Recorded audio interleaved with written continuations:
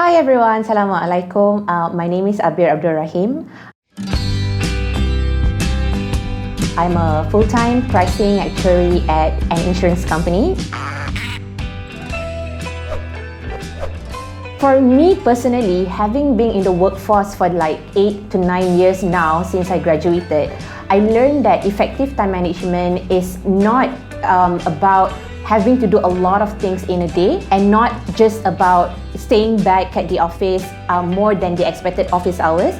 But if you are going to stay back at the office, you have to make sure that you are able to deliver whatever that is on your plate. That means that you are as productive as the number of hours that you put in at work. If let's say 5 days a week, you are investing a lot of your time and resources at work, but you have to make sure that during the weekends you have some time for yourself, meaning that you have time to reflect, to meditate, or just to spend time with your family members. So for me, effective time management is how productive you are at work and also how productive you are in terms of managing your relationships with your family and friends. I just use a simple Google Calendar. I think that is something all of us should start utilizing the moment we start working in our life. Google Calendar, every time you set an appointment with your family and friends, you put that in your Google Calendar. Every time you have meetings at work, you put that in your Google Calendar, and make sure that you're able to integrate as well your work calendar with your personal calendar so that your appointments don't clash. That is one thing that I have practiced since day one. But at the same time, I feel that the way I manage my time, I set expectations with my family especially. For example, if I am able to spend time with them one weekend in a month, then I will let them know which weekend that I will go down and visit them in Malacca, for example, because I think as we spend time at work and climbing the career ladder, we also forgot the fact that our parents are also growing older, right? And this is very important that you have to set expectations, not just with your friends, but also your family members. That's number one. And number two, I learned how to prioritize myself at work at the same time. So if you are an ambitious person and if you are a go-getter, you tend to want to do more at work, right? But sometimes it is very important to be able to say no. And it is very important to also assess and strategize your resources, whether you are able to meet the expected deadline or whether you are able to meet the expectations of your employers as well. My tips will be, number one, I will ask them when do they need this task to be delivered, because it's very important to know what their deadlines are. And number two, as I explained earlier, I would assess whether I have enough information and knowledge and resources to work on that particular task. And number three, I will also manage the expectations in a way that you never commit 100%. If you start committing at the very beginning that you can deliver at a certain date, at a certain deadline, that is, I would say, a mistake that a lot of people do at the workplace. Because, for example, your boss comes to you and say that I want to see financial results by Monday, right? And then that means you have to work during the weekend.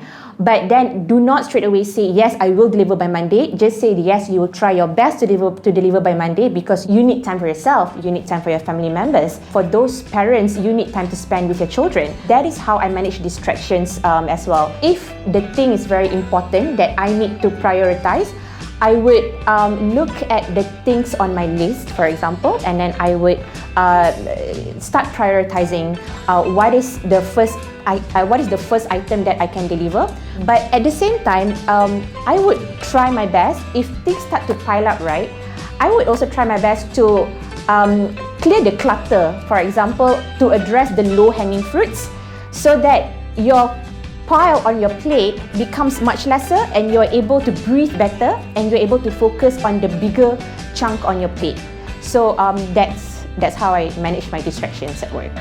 I don't believe in work-life balance, but I do believe that you can integrate all these priorities in your life. So I call it work-life integration. I think some of us have come across this term. What it means is that, okay, for example, if you want time for yourself by during the weekend, but then at the same time, you need to catch up with your friends, right? So ask them to join you during your me time. If you want to go for a manicure, ask your friend to go and join you so that you guys can catch up. That is one. Number two is you have to make sure that you enjoy your work. And if, let's say, you want to have a discussion with your boss, right? I feel that employers should try to practice this work-life integration. call the staff out, for an activity and then do that discussion together. Just like how the men are playing golf and secure deals at the golf course. We can do that as well over coffee or over bowling or ever some fun activities. That is work-life integration, and I think to young graduates, if you don't understand what it means, it is basically an approach that creates more synergies between all areas that define life. That means from work, home, family, community, personal well-being and health. So you can't have it all. You can't expect work-life balance in the start of your career. Of course, you have to impress your employers, but you're smart and you have all of the resources and information at the click of a finger. Sort your life out by seeking for meaning and not just impressing and proving your life to people.